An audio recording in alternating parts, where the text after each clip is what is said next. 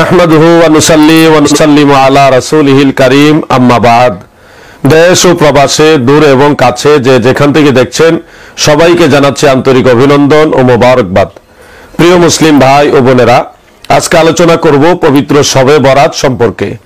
শবে বরাত শব্দটা ফার্সি, এটাকে আরবিতে পূর্বসূরি আইম্মাই কেরাম লাইলাতুল বারাত হিসেবে তিনাদের স্ব কিতাবের মধ্যে উল্লেখ করেছেন।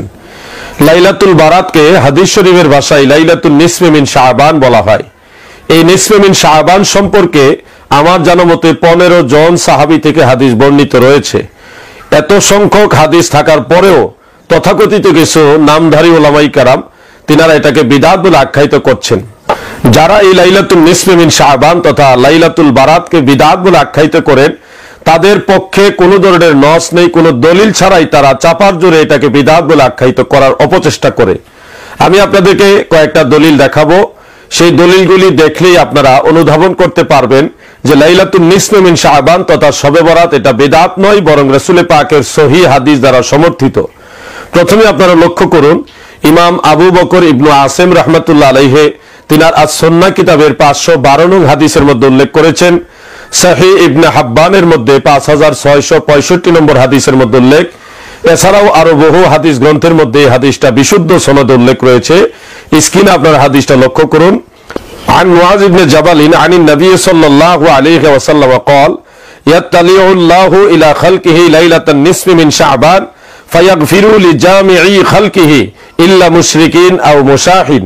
প্রখ্যাত সাহাবী হযরতে মুআজ ইবনে জাবাল রাদিয়াল্লাহু আনহু নবীজির কাছ থেকে বর্ণনা করেন, আল্লাহর রাসূল সাল্লাল্লাহু আলাইহি ওয়াসাল্লাম বলেছেন, যখন লাইলাতুল নিসফে মিন শাবান তথা লাইলাতুল বারাত আসে, তখন আল্লাহ পাক তার সৃষ্টির দিকে খাস রহমতের নজরে তাকান। মুশরিক এবং হিংসুক ছাড়া বাকি সমস্ত মানুষকে আল্লাহ তাআলা এই লাইলাতুল বারাতে ক্ষমা করে দেন। সুবহানাল্লাহ। এই হাদিসের সনদ প্রসঙ্গে হাফিজুল হাদিস ইমাম নুরউদ্দিন হাইসামি রাহমাতুল্লাহ আলাইহি এবং হাফিজুল হাদিস ইমাম মুনজিরি রাহমাতুল্লাহ আলাইহি তিনারা বলেছেন এই হাদিসের সনদ বিশুদ্ধ, রিজালুহু সিকাত, এর বর্ণনাকারী সবাই বিশ্বস্ত। এমনকি কুখ্যাত তাহকিককারী নাসিরউদ্দিন আলবানী তার সিলসিলাতু আহাদিসি সাহিহার 1144 নম্বর হাদিসের মধ্যে এই হাদিসের সনদ প্রসঙ্গে তিনি বলেন, হাদিসুন সহিহ, অর্থাৎ এই হাদিসটা হলো সহিহ, রুইয়ান জামাআতি মিনাস সাহাবা মিন তারিকি মুখতালিফা, অর্থাৎ এক জামাত এক দল সাহাবী থেকে বিভিন্ন ভাবে এই হাদিসটা বর্ণিত রয়েছে। অতএব সহিহ হাদিস থেকে আমরা সুস্পষ্টভাবে জানলাম লাইলাতুল নিসফে মিন শাবান তথা লাইলাতুল বারাতে মহান আল্লাহ পাক আমাদের সবাইকে ক্ষমা করবেন। এই জন্য আল্লাহ পাকের তরফ থেকে ক্ষমা প্রাপ্তির আশায় লাইলাতুল বারাতের রজনীতে আমরা বেশি বেশি নফল বন্দেগী করব, তওবা ইস্তেগফার করে আল্লাহ তাআলার কাছে ক্ষমা চাবো। এটাই হলো একটা কমন সেন্সের বিষয়, একটা স্বাভাবিক সাধারণ জ্ঞানের বিষয়।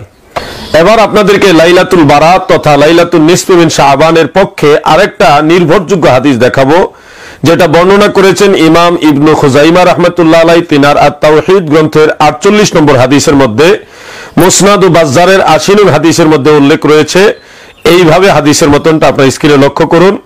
আনিল কাসিম ইবনে মুহাম্মদ আন আবিহি আও আম্মিহি আন জাদ্দিহি আন রাসূলিল্লাহি সাল্লাল্লাহু আলাইহি ওয়াসাল্লাম আন্নাহু ক্বাল ইয়ানজিলুল্লাহু আযজা ওয়া জাল্লা লাইলাতান নিসফি মিন শাবান ইলা সামাঈদ দুনিয়া ফায়াগফিরু লিকুল্লি শাইইন ইল্লাল ইনসানা ফি কলবিহি শাহনাউ আও মুশরিকুন বিল্লাহ। অর্থাৎ প্রখ্যাত তাবেঈ কাসিম ইবনে মুহাম্মদ তার পিতা অথবা চাচার সূত্রে তিনি তার দাদা থেকে আল্লাহ রাসূল সাল্লাল্লাহু আলাইহি ওয়াসাল্লাম থেকে হাদিস বর্ণনা করেন। নিশ্চয় আল্লাহ রাসূল সাল্লাল্লাহু আলাইহি ওয়াসাল্লাম বলেন, যখন লাইলাতুল নিসফে মিন শাবান তথা লাইলাতুল বারাত আসে, তখন আল্লাহ তাআলা মাজাজি অর্থে পৃথিবীর নিকটতম আসমানে নেমে আসেন। এমনকি মুশরিক এবং হিংসুক ছাড়া বাকি সমস্ত মানুষকে আল্লাহ তাআলা মাফ করে দেন। সুবহানাল্লাহ। এই হাদিসের সনদ প্রসঙ্গে বিশ্বনন্দিত হাফিজুল হাদিস ইমাম ইবনু হাজার আসকালানী রাহমাতুল্লাহ আলাইহি তিনার আল আমালি গ্রন্থের মধ্যে তিনি লিখেছেন, হাযা হাদিসুন হাসান, অর্থাৎ এই হাদিসের সনদ হলো হাসান। তাহলে লাইলাতুল বারাতের পক্ষে হাসান সনদের নির্ভরযোগ্য আরেকটা হাদিস আমরা পেলাম, যে হাদিস দ্বারা সুস্পষ্টভাবে প্রমাণিত হয় লাইলাতুল বারাতে মহান আল্লাহ পাক তার বান্দাদেরকে ক্ষমা করে দেন। শুধুমাত্র মুশরিক এবং হিংসুক ছাড়া বাকি সমস্ত গুনাহগার মানুষকে আল্লাহ তাআলা ক্ষমা করবেন। তাহলে বলুন যে রাত্রে আল্লাহ তাআলা স্পেশালি আমাদেরকে ক্ষমা করেন এবং মাজাজি অর্থে পৃথিবীর নিকটতম আসমানে নেমে আসেন আমাদেরকে ক্ষমা করার জন্য, সেই রাত্রে আমাদেরকে বেশি বেশি নফল বন্দেগী করে তওবা ইস্তেগফারের মাধ্যমে আল্লাহ তাআলার কাছে কি বারবার মাপ চাওয়া উচিত নয়? এরপর যে আপনাদেরকে আরেকটা হাদিস শরীফ দেখাবো যেটা বর্ণনা করেছেন ইমাম আবু বকর ইবনে আসিম রাহমাতুল্লাহ আলাইহি, তিনার আস-সুন্নাহ গ্রন্থের 510 নং হাদিসের মধ্যে এবং সিহাহ সিত্তার অন্যতম কিতাব সুনান ইবনে মাজাহ এর 1390 নম্বর হাদিস, মিশকাত শরীফের 1306 নম্বর হাদিসের মধ্যে হাদিসটা উল্লেখ রয়েছে। আপনারা স্ক্রিনে হাদিসটা লক্ষ্য করুন। عن أبي موسى قال سمعت رسول الله صلى الله عليه وسلم يقول ينزل ربنا تبارك وتعالى إلى سماء الدنيا ليلة النصف من شعبان فيغفر لأهل الأرض إلا مشركين أو مشاحن।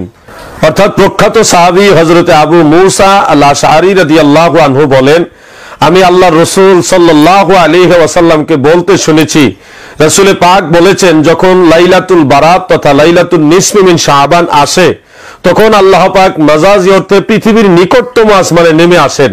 শুধুমাত্র মুশরিক আর হিংসুক ছাড়া বাকি সমস্ত মানুষকে আল্লাহ তাআলা এই লাইলাতুল বারাতে ক্ষমা করে দেন। সুবহানাল্লাহ। এই হাদিসের সনদ প্রসঙ্গে মাওলানা আব্দুর রহমান মুবারকপুরী তিনার তুহফাতুল আহওয়াজি গ্রন্থের মধ্যে উল্লেখ করেছেন এইভাবে, قال المنذري في الترغيب ورواه ابن ماجه بلفظه من حديث ابي موسى الاشعري والبزار والبيهقي من حديث ابي بكر الصديق رضي الله عنه بنحوه باسناد لا باس به। অর্থাৎ হাফিজুল হাদিস ইমাম মুনজিরি রাহমাতুল্লাহ আলাইহি তার আত-তারগিব গ্রন্থের মধ্যে বলেছেন, ইমাম ইবনে মাজাহ রাহমাতুল্লাহ আলাইহি আবু মুসা আল আশআরী রাদিয়াল্লাহু তাআলা আনহু থেকে এই শব্দে হাদিসটা বর্ণনা করেছেন এবং ইমাম বাজ্জার রাহমাতুল্লাহ আলাইহি, ইমাম বাইহাকি রাহমাতুল্লাহ আলাইহি সাহাবী হযরত আবু বকর সিদ্দিক রাদিয়াল্লাহু আনহু থেকে অনুরূপ শব্দে হাদিসটা বর্ণনা করেছেন। এই হাদিসের গ্রহণযোগ্যতা সম্পর্কে এখানে উল্লেখ করেছে বি ইসনাদিন লা বা'সা বিহি, এমন সনদে যেটার মধ্যে কোনো অসুবিধা নেই। এই হাদিসের সনদ প্রসঙ্গে স্বয়ং নাসিরউদ্দিন আলবানী তিনার সহিহ জামিউস সাগীর ওই গ্রন্থের মধ্যে 1819 নম্বর হাদিসে এই হাদিসটা উল্লেখ করে তিনি লিখেছেন হাসান আন আবি মুসা, অর্থাৎ আবু মুসা আল আশআরী রাদিয়াল্লাহু আনহু থেকে বর্ণিত এই হাদিসটার সনদের মান হাসান। তাহলে নির্ভরযোগ্য আরেকটা হাদিস আমরা পেলাম, লাইলাতুল বারাত তথা লাইলাতুন নিসফি মিন শাবানে আল্লাহ তাআলা আমাদেরকে ক্ষমা করে দেন।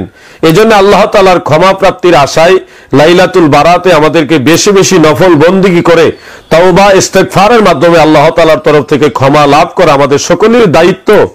হাসিয়াতুত তাহতাবি আলা মারাকিল ফালাহ এবং মাদারুজুন নবুওয়াতের মধ্যে উল্লেখ রয়েছে যখন লাইলাতুল বারাত আসতো, শবে বরাত আসতো, তখন তাবেঈদের মধ্যে একটা বিশাল জামাত ছিল, তারা মসজিদে অবস্থান করত, রাত জেগে আল্লাহ তাআলা বন্দেগী করত, আল্লাহ তাআলার দরবারে তওবা ইস্তেগফার করতেন। সেই তাবেঈদের মধ্যে যারা উল্লেখযোগ্য ছিল তাদের নাম আপনাদেরকে স্ক্রিনে আমি দেখাচ্ছি। হযরতে খালিদ ইবনে মাদান রাহমাতুল্লাহ আলাইহি, হযরতে লুকমান ইবনে আমির রাহমাতুল্লাহ আলাইহি, হযরতে হাসান বসরি রাহমাতুল্লাহ আলাইহি, হযরতে মাকহুল রাহমাতুল্লাহ আলাইহি, ইমাম আজম আবু হানিফা রাহমাতুল্লাহ আলাইহি এবং ইমাম বুখারীর উস্তাদ ইমাম ইসহাক ইবনে রাহবিয়া রাহমাতুল্লাহ আলাইহি প্রমুখ। ওনারা লাইলাতুল বারাত বা শবে বরাত আসলে মসজিদে অবস্থান করতেন, রাত জেগে আল্লাহ তাআলার বন্দেগী করতেন। সেই নিরিখে অদ্যবধি মুসলমানরা লাইলাতুল বারাত আসলে মসজিদে কিংবা যার যার বাড়িতে যেখানে সুযোগ পায় ওখানেই রাত জেগে আল্লাহ তাআলা বন্দেগী করার চেষ্টা করে। এই আমলটা হঠাৎ করে আসেনি, রাসূল পাক সাল্লাল্লাহু আলাইহি ওয়াসাল্লামের কাছ থেকে বহু সংখ্যক হাদিস বর্ণিত বিধায় তাবেঈদের এক বিশাল জামাত লাইলাতুল বারাতে বা শবে বরাতে রাত জেগে তারা বন্দেগী করতেন। আমরাও যেন বেশি বেশি লাইলাতুল বারাতে রাত জেগে আল্লাহ তাআলা বন্দেগী করতে পারি, তওবা ইস্তেগফার করতে পারি। আল্লাহ পাক তৌফিক দান করুক, আমিন। আসসালামু আলাইকুম ওয়া রাহমাতুল্লাহি ওয়া বারাকাতুহু। Thanks for watching.